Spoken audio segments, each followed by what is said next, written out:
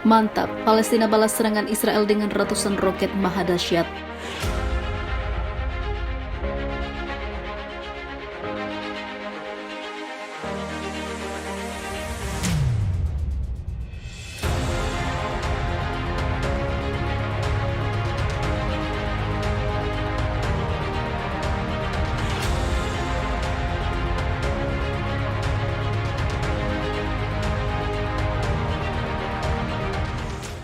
Gempar, jangan pernah anggap remeh perlawanan Palestina, bos. Meskipun dengan mudah Israel menyerang Palestina, hal itu juga menjadi mudah bagi Hamas dan pasukan lainnya untuk menyerang balik Israel.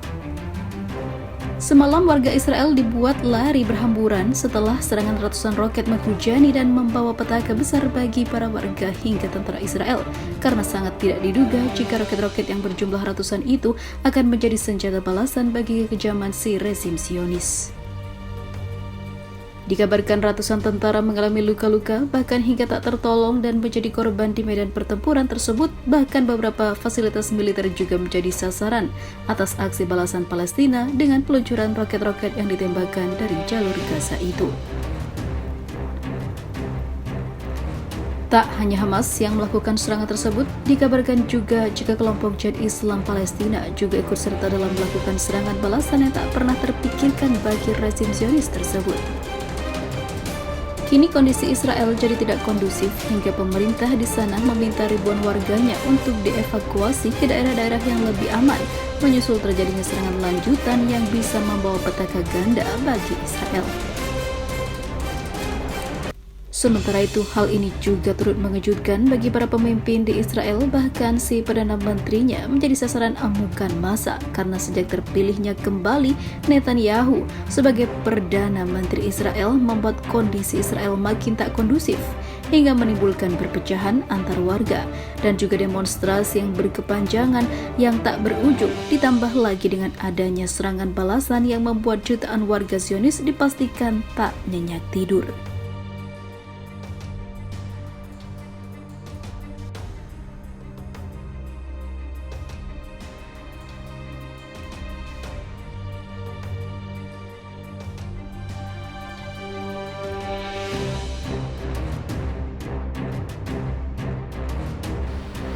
Amerika serukan ketenangan, Israel serang Gaza, Palestina balas dengan roket. Pesawat Israel menyerang di Gaza pada hari Kamis sebagai tanggapan atas tembakan roket Palestina. Beberapa hari setelah Amerika Serikat menyerukan ketenangan, tidak ada tanda segera dari peningkatan kekerasan yang lebih luas setelah ketegangan berhari-hari. Tanpa laporan korban serius, pertukaran itu mengikuti pola umum yang menandakan tidak ada pihak yang mencari konflik yang lebih luas.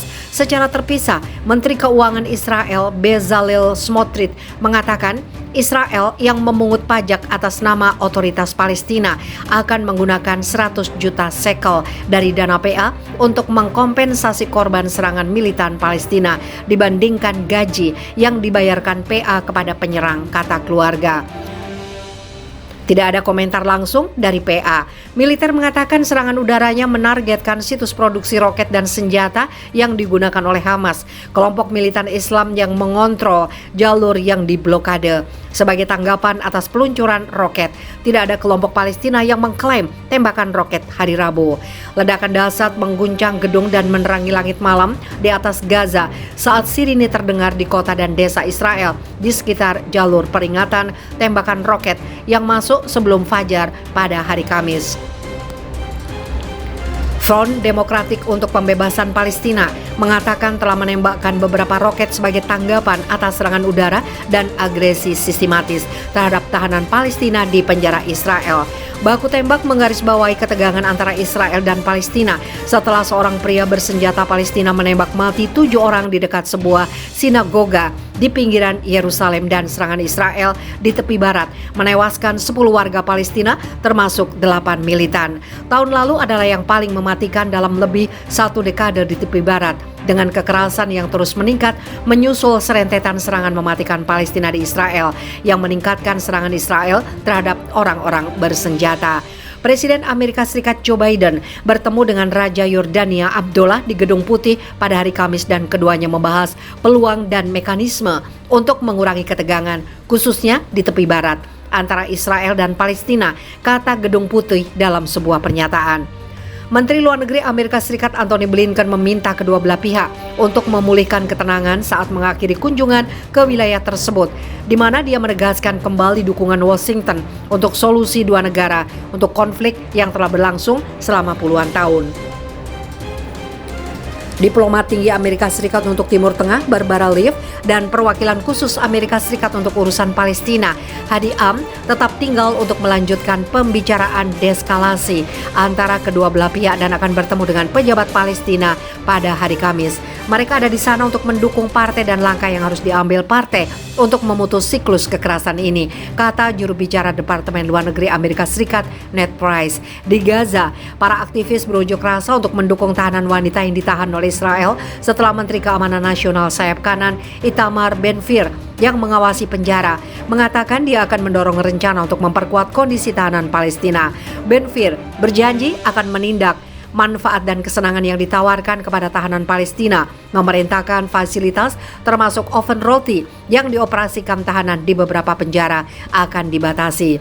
Pejabat Hamas Musir Al-Masri mengatakan kepada Reuters, keputusan terbaru Ben-Gvir menambah bahan bakar ke dalam api.